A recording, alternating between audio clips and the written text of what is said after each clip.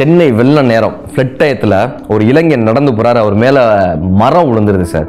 அந்த இளைஞன் உயிருக்காக போராடிட்டு இருக்கான். அந்த உயிரை காப்பாற்றுவதற்கு அங்கே இருக்கக்கூடிய மக்கள் யாராலையுமே முடியல. அவன் காப்பாற்றணும்னு நினைக்கிறாங்க, ஆனால் முடியல. ஏன்னா வண்டி உள்ளர வர முடியாது, ஃபுல்லாக தண்ணியாக இருக்கு. எந்த வண்டியாலும் உள்ள நுழைய முடியல. அந்த இளைஞனை எப்படி காப்பாற்றுவது என்று எல்லாரும் யோசித்து கொண்டிருக்க அந்த நேரத்தில், ரொம்ப பரபரப்பான அந்த நேரத்தில் காக்கி உடை அணிந்த ஒரு தேவதை பறந்து வராங்க. பெண் போலீஸ் அவங்க பறந்து வராங்க. அந்த இளைஞனை தனது தோளில் சுமந்து கொண்டு கிட்டத்தட்ட 3-4 கிலோமீட்டர் ஓடி சென்று பக்கத்தில் இருக்கக்கூடிய மருத்துவமனையில் சேர்க்கிறாங்க. அந்த இளைஞனுடைய உயிர் காப்பாற்றப்படுகிறது. ஒரே நாளில் அந்த தேவதையை உலகமே கொண்டாடுது. சமூக வலைதளங்களிலிருந்து, காவல்துறை உயர் அதிகாரிகளிலிருந்து, தமிழக அரசினுடைய விருதிலிருந்து அவங்களுக்கு மிகப்பெரிய விருதுகளும் கௌரவங்களும் கொடுக்கப்பட்டுச்சு.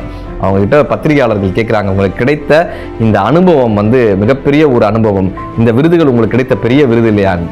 அந்த தேவதை காக்கி உடை அணிந்த அந்த பெண் போலீஸ், அந்த தேவதை சொல்றாங்க, இது எல்லாத்தையும் விட அந்த இளைஞனினுடைய அம்மா ஒரு வார்த்தை சொன்னாங்க, நான் என் மகனை வயிற்றில் சுமந்து உயிர் கொடுத்தேன், நீங்க தோளில் சுமந்து உயிர் கொடுத்திருக்கீங்க, நீங்களும் அவனுக்கு இன்னொரு தாய் தான் என்று அந்த தாய் சொன்ன அந்த வார்த்தை தான், அந்த அம்மா கொடுத்த அந்த மரியாதை தான் என் வாழ்க்கையில் எனக்கு கிடைத்த மிகப்பெரிய விருதுன்னு அந்த தேவதை நமக்கு கற்றுக் கொடுத்துட்டு போனாங்க. அந்த பெண் போலீஸ் நமக்கு கற்றுக் கொடுத்துட்டு போனாங்க. அப்படியாக இந்த உலகத்தில் நமக்கு மரியாதை கிடைக்க வேண்டும் என்று நாம் எதிர்பார்க்கிறோம்.